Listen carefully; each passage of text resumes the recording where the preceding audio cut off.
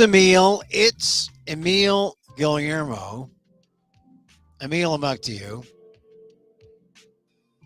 Welcome to my Takeout, my Emil Amok's Takeout. My takes on all things considerable. You know, we've been doing this show for a while on the place where you usually get podcasts, and then we thought, well, why put it there?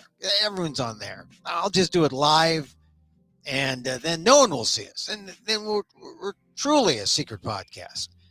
But it's mostly because I enjoy doing it this way, live, coming at you, sort of as a pop-up, kind of like a true gadfly move. Just like, oh, just coming up. Where'd this come from? As opposed to something that's calculated, planned. Well, we plan it, but, you know, it's not like, you know, a big production. You know, we call it breaking news here at Emil Amok's Takeout because whenever you see an Asian American saying anything about anything, that's breaking news. In America, yeah. Oh, I didn't know they talked.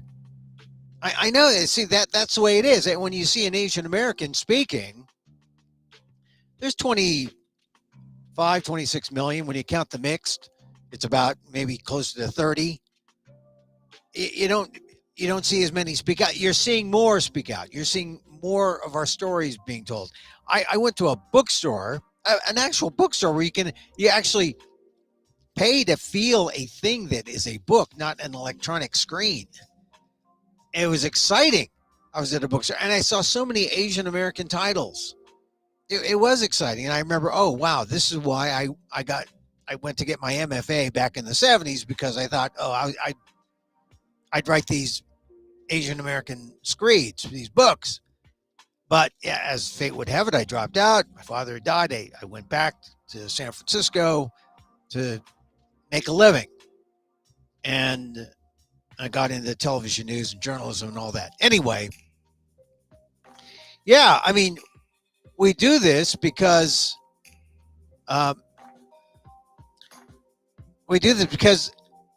there's stuff to talk about, especially now. There's a deportation story a day, practically. And you may have missed some, but everyone's talking about deportation or self-deportation. We're going to ward it off. We're going to deport ourselves. Listen, Filipinos, I know I call this WDAT.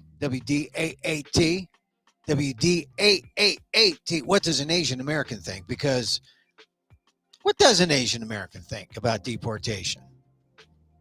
Self-deportation. Fact is, people don't realize this, but well, Asian Americans are being deported now, and there are some who are asked to self-deport, but it's not a new thing. They were self-deporting Filipino Americans back in the 1920s, back when there was an anti-Filipino movement. People saying, get the Filipinos out of here. There are colonized people. We don't want them here. They're taking our jobs. Does that sound familiar?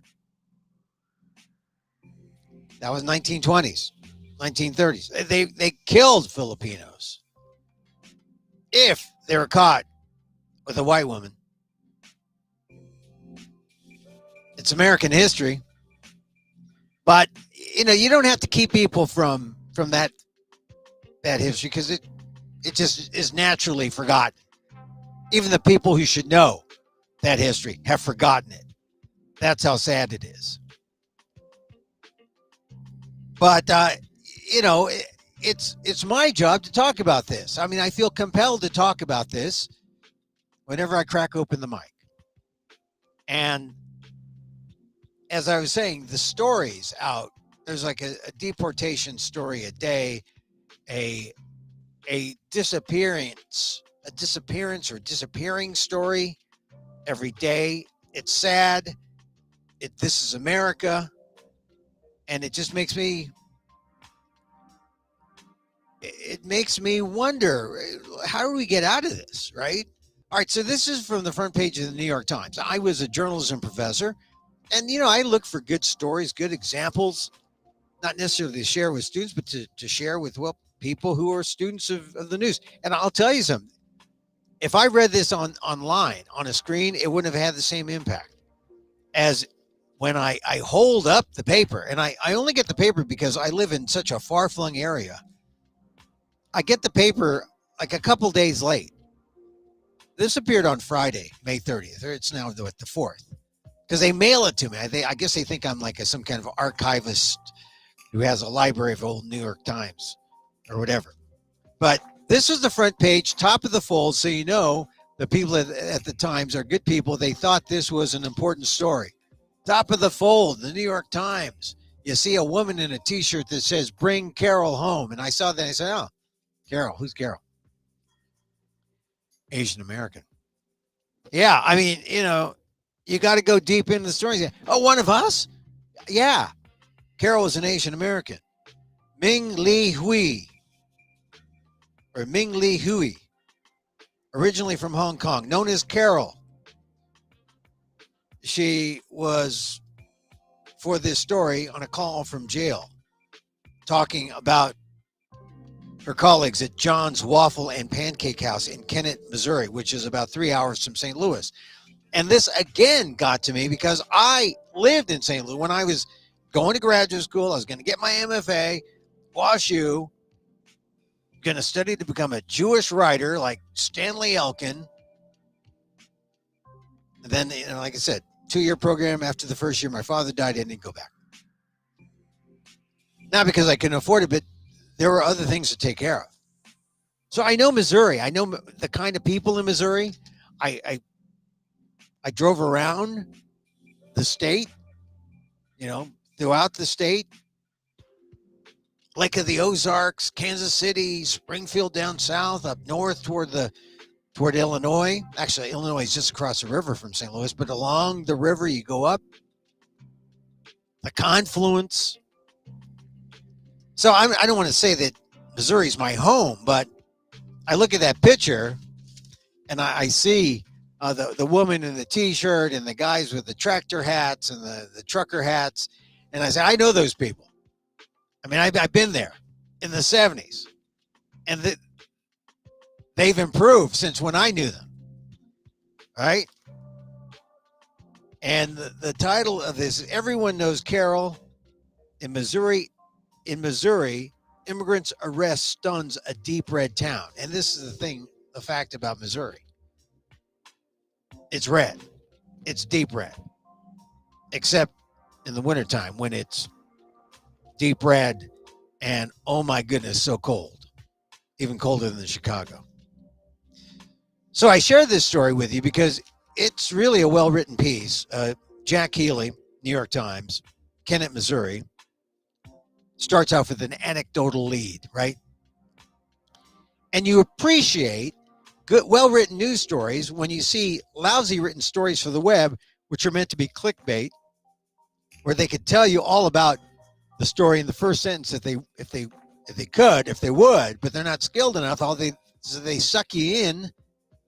So you scroll down, and while you scroll down, there's ad, and they scroll down, and then they give you the nut sentence. It's not even a nut graph, the nut sentence, which gives you all you need to know. And this whole thing about your caring, there's a story last week about Klay Thompson is hurt deeply. And you think, oh, his father died, one of the Warriors died, something like that. You go back down like 8 inches into a scroll. They're giving you background about Klay Thompson, his career. And then it says, oh, his dog died. Okay, look. I remember all the stories about Klay Thompson's dog, Rocco, but that was a manipulative story. Bad journalism. All right, this by Jack Healy, New York Times. Good journalism. The first sign of trouble came early this month when Carol didn't show up for her shift at John's Waffle and Pancake House. John's Waffle and Pancake House. You know that. You don't even need a picture. You know that place. She was as reliable as the sun rising over the rice and melon fields in her adopted hometown, Kennett, Missouri, a conservative farming hub of 10,000 people in the state's southeastern boot heel, where Missouri becomes Missouri. Oh, Kennett, that's on your Springfield. Southeastern boot, your Springfield. Should have been a dead giveaway when they said over the rice and melon fields. You could say, oh, rice? She's Asian? Third graph. In the 20 years since she arrived from Hong Kong, ooh, she's Asian. She had built a life and family in Kennett, working 2 waitressing jobs and cleaning houses on the side. This is a woman who came like 2023. Look how hard she works. 2 waitressing jobs, cleaning jobs on the side, houses. She began every morning at the bustling diner, serving pecan waffles, hugging customers, and reading leftover newspapers to improve her English. I could see it. I could see it. Everyone knows Carol, said Lisa Dry, a Kennett City Councilwoman. The politicians are in on this story. That all ended on April 30th, when federal immigration officials summoned Carol, 45, whose legal name is Ming Li Hui, to their office in St. Louis, a 3-hour drive from Kennett. Her partner, a Guatemalan immigrant, mixed marriage, mixed partnership, biracial, had voiced suspicion about the sudden call, but I didn't want to run, Ms. Hui said in a jailhouse phone interview. They jump from the front page to page A12. I just wanted to do the right thing. Of course the immigrant wants to do the right thing. Of course the immigrant always wants to do the right thing. Of course, she was arrested and jailed to await deportation. This is a story that's being played out, sometimes not as nice, sometimes not as, you come into the immigration office, you don't know why. Oh, by the way, we're arresting you. Sometimes it's to do your immigration test or an immigration hearing, a part of the process, not due process, mind you, because you don't know what's happening. But this isn't due process, and this is what the court says should happen, that you should have due process, not you get a letter, you come in, they arrest you. That's not due process. Ms. Huey's detention has forced a rural Missouri county to face the fallout of President Trump's immigration crackdown, which was supported in theory by many residents in the Trump-loving corner of an increasingly red America. Many are now asking how you can support Carol and also Mr. Trump. And this is a key thing. Can you support Carol and Mr. Trump? Or do you just support Carol and say what Mr. Trump is doing is unlawful? Not just because it fails to adhere to due process, but unlawful because the unlawfulness is based on its being unconstitutional. But how about just being inhumane? How about just being unkind? Can you, as an American citizen, even the most ardently opposed to, immigration policy, can you live with the law being meted out like this? Here's one person. She said, I voted for Donald Trump. And so did practically everyone here, said Vanessa Cowart, a friend of Ms. Huey from church. She worked there. She went to church there. She had a life there. She had a kid there. But no one voted to deport moms. We were all under the impression we were just getting rid of the gangs, the people who came here in droves. This is Carol. Do you see how incredulous these people who trusted Donald Trump so much? Oh, he was going to fix the economy. Oh, he was going to deport people, but he wasn't going to deport people like Carol. They deported Carol. Oh, my God. Bring Carol home, they say, in Missouri, in the red part of Missouri.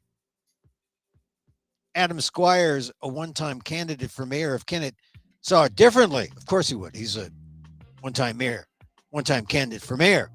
He did not bear any ill will for Ms. Huey, he said, but he voted for Trump, as did 80% of the voters in Duncan County. Oh, Dunklin. It would be too good if it was Duncan County. Right there, Duncan County, right next to Donut County. Dunklin County. And he said he was glad to see the deportation campaign reach home. Quote, they vote for Trump and then they get mad because the stuff starts happening, he said, of his neighbors. We've got to get rid of all the illegals. This is just a start. Oh. Deep red state.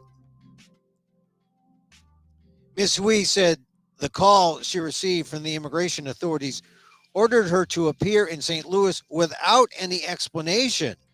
She went in. It was almost a deception, it sounds like. At the office, she said an immigration officer called her into a secure area and initially told her the authorities would help her get a passport. Ah, deception. Or as they like to say, perfidy. Perfidy. It's $100 word for deception. It's the word you say for real lies. You say, that was a perfidy. Or you say, that was perfidious. Perfidious. That was the first name of an English explorer, wasn't it? Perfidious Sneed or something? Then Carol was told that she was being detained for overstaying a tourist visa that expired long ago and that she would be deported. Ah, an overstay. This is what a lot of people are here. You know, they're here with overstayed visas. They're hiding. Essentially, they're undocumented. You see people treat these undocumented who are overstays like criminals. They're not criminals. You can treat them civilly. You can tell them the truth. But in this case, they lured Carol in. She came in. She was honest. And now, back to the story, as Miss Huey bounces from county jail to county jail, her name has popped up on prayer lists at local churches in Kennett. Her absence was felt, residents said, when she was not in the baseball stand to watch her younger son pitch. She's got a younger son who pitches in baseball. Nor at the 8th grade graduation to see her older son receive an agricultural science award. These people are part of the community. And look what's happening to them. And you get stories like this all over now. You're seeing each and every day there's a story like this everywhere in America. One the other day I talked about in Milford, Mass. In that case, the father was from, I believe, Colombia, and was a reckless driver, had some citations. Nothing like murder. They were going to nab the father, and they got his 18-year-old son, who may or may not be legal, but they nabbed him. They weren't looking for him. The father's free. This is in Massachusetts. Back to Carol's story. I'm telling you, there's a story a day, and they're intended for one thing: to help people on both sides of the aisle, left and right, understand what's going on. Like having your heart ripped out. Member of the community. So, this woman who talked about Carol was her religious co-sponsor when Miss Huey converted to Catholicism this year, learning the Gospels from her Chinese Bible. She became a regular at Sunday morning Mass as was her partner and their 3 American-born children, a daughter 7 and 2 sons 12 and 14. This woman is not a criminal. Church-going, family, hardworking, immigrant. She overstayed. Now she's being held in Missouri. Ms. Huey was keenly interested in early Christian martyrs, Ms. Coward said. She'd smile and say, God will take care of this. Oh, this sounds like, starting to sound like my Filipino mom.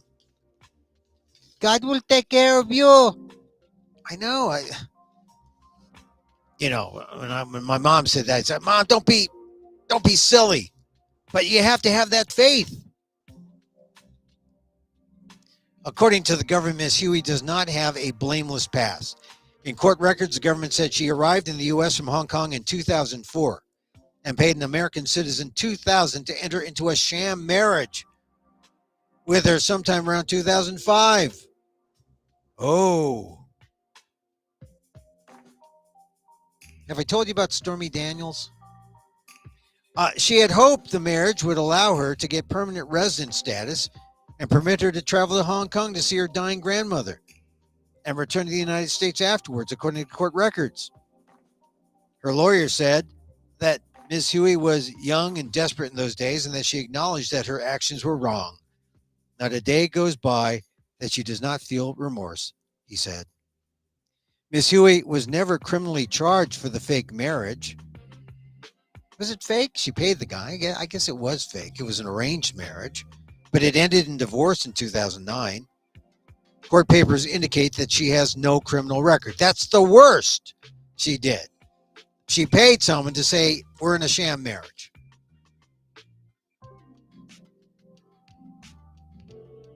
And she's never charged criminally. Nevertheless, she was working, which people who enter as tourists are generally not allowed to do, and her tourist visa had lapsed. So that's really the problem. She had an overstay. She's an overstay. Procedurally, it's wrong. A lot of Filipinos are overstays.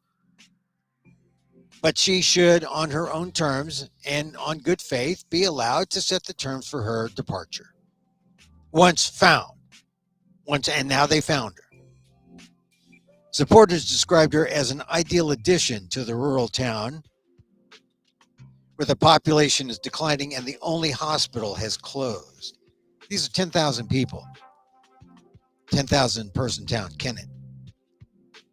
She's exactly the sort of person you'd want to come to the country, said Chuck Ernest, a farmer, very earnestly.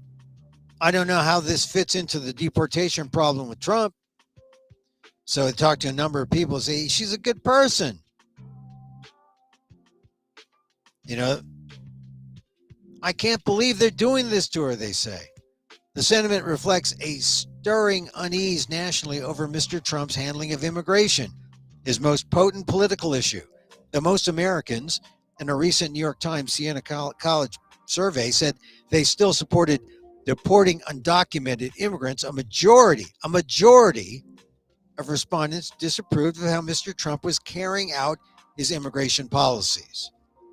Yeah, people don't like the immigrants.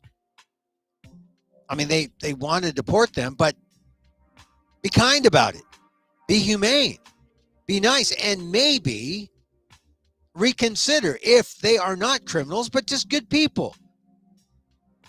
Living in a part of the country that 10,000 people, the people there love her.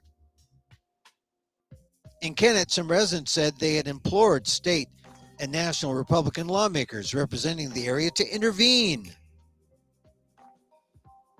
They've gotten mostly cursory responses. The local people have done nothing. The local representatives. Miss Huey's church organized a prayer vigil for her. They had a fundraiser bringing in $20,000. That would help legal costs. Petitions to bring her home, which have been signed by hundreds of local residents, now sit on every table at John's Waffle and Pancake House. The lady has the biggest heart in the whole world, says Liradona Ramadani, whose family runs John's Waffle and Pancake House. Democrat, Republican, everybody was there for Carol on Carol Day. With an exception. An article about her detention was posted by the Delta Dunklin Democrat, the local newspaper. It was deluged with 400 reader comments, most of them expressing sympathy, but not all. Quote, if you're here illegally, expect to be removed, said one. This is the consequence of being in a nation with laws, said another. One commentator simply wrote, nation of laws. Tell that to Donald Trump. Nation of his laws, nation of his in-laws. I mean, it's funny how you can play both sides of that. Nation of laws. So Carol is being used as a political football in Dunklin County. The Times got her on a jailhouse interview. I've noticed more jailhouse interviews now. People are saying, yeah, call me up. I'm in jail. I'll give you an interview. When I was reporting daily, that was a ploy. But I noticed in the last maybe 10 years, it's been almost standard. Get that person on the phone. Talk to them. What are they saying? I saw CNN do it the other day with Suge Knight on the Puffy trial. From jail, Ms. Huey expressed surprise that her arrest had galvanized so many people in Kennett. She was surprised. Only a few people in town speak Cantonese, which is her native tongue. She had chosen for herself as a girl. She started to go by the English name Carol when she was a girl in Hong Kong when it was still under British rule. She started a family with her partner who also works at restaurants around town. He declined to comment for this article, and his immigration status is not clear. He is also an immigrant. They're a mixed race couple. I believe he was Latino, I said early on. They said he was from Guatemala. But isn't it funny? You know, I was thinking her partner, I wasn't necessarily thinking heterosexual. I didn't know. But it wasn't until late in the story that they reveal, oh, it's a he. Oh, now we get the pronouns. That's good. Now we know. She has a partner. They have a family. They're part of the community. They bought a house. And her front yard is decorated with Student of the Month signs because they have a biracial Asian Guatemalan child. Her claim was denied in 2012 as an immigrant, and an immigration judge ordered her deported. Despite multiple legal setbacks, though, she managed to stay in the U.S. by getting temporary government permission known as orders of supervision, according to her lawyer. So she's here kind of legally, but she's an overstay. So depending upon how hard-ass the judges are, they can just send her back. But see, this is part of the due process system. There should be something that says, hey, this ought to be a thing. Is this a person that we want to have stay, or is this a person we want to send back? Her life is here, though. And you send her back to Hong Kong, and what have you done? Something cruel and inhumane.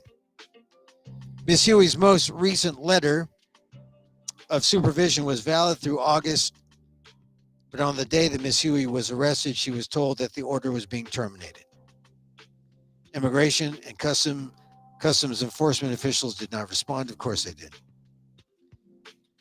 Miss Huey said she had been blindsided by the arrest, which was one of many the Trump administration has been carrying out at mandatory immigration check-ins. She said she spends her day shuffling between her bunk and meals and waiting for chances to video chat with her children. She frets over how she would ever see them again if she is deported to Hong Kong. Her lawyer recently filed a legal motion to reopen Miss Huey's immigration case. Miss Huey said that being separated from her family was the hardest part. Her 14-year-old son was upset that she missed his middle school graduation. Her daughter told her that one of her school friends offered to adopt Miss Huey so she could stay in the country. Imagine that. Don't go, I'll adopt you. It may not be birthright citizenship, but I'm adopting you. You're going to be my daughter. That's what this one woman is saying. During one call, her children tried to cheer her up by telling her about Carol Day. She said she was stunned to learn about the outpouring of support. I didn't know they loved me. This is one of the biggest tragedies, right? Because people do their lives as immigrants and you're hiding and you don't really know your status. In this case, there was little communication, maybe miscommunication. So she really did not know what her status was. She just thought, okay, I'll just play by the rules. They asked me to come in, I'm coming in. And then they arrested her using a little perfidy, deceitfulness. When you're being deceived, you just can't say you're being lied to. You got to go up to that $100 word and say, yeah, perfidy. It's perfidy. It's a lie? No, it's perfidious. So I read this story because underlying this immigrant who's been here since 2004, working 3 jobs, raising kids, getting married, or not, well, raising kids, buying a house with her partner, a Guatemalan, who it's unclear what his status is, but they're families. They're American families. And they're being ripped away from us. And these are stories that we need to hear because you see the outpouring of love from people in our community. And even Carol says, when they say, hey, they love you. And she says, I didn't know they loved me. Hug an immigrant. Let them know. Fight for them. Support them. These are stories. These are stories that we're hearing all over. So